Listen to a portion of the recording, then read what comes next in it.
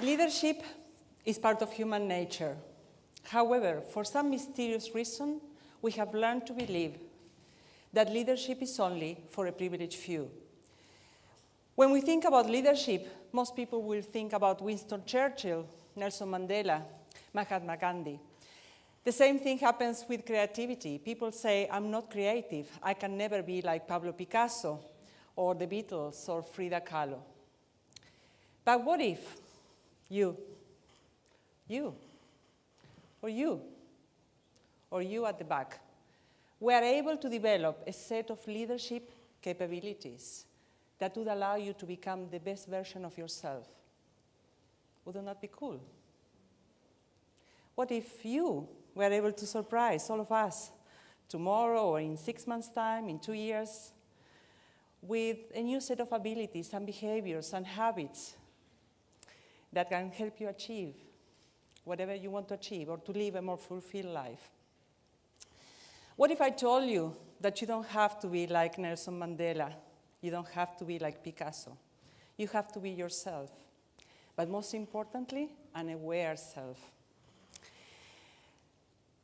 I came to Australia when I was 29 years of age, and I had to lead a team of people. And because I sound like Gloria, and I do speak Spanglish, you may think that I'm like Gloria. But I'm not. I'm Silvia. I have lived half of my life in South America and almost the other half in Australia. And throughout this process, I did many things. I'm a scientist, I'm an educator, I'm a leadership author, and I'm a daughter, a mother. And in 2008, I suffered from intense depression, and I have overcome it. And you know what? It feels really cool to be me.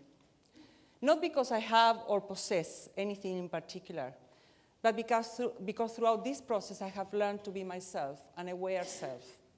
And the work is not finished yet.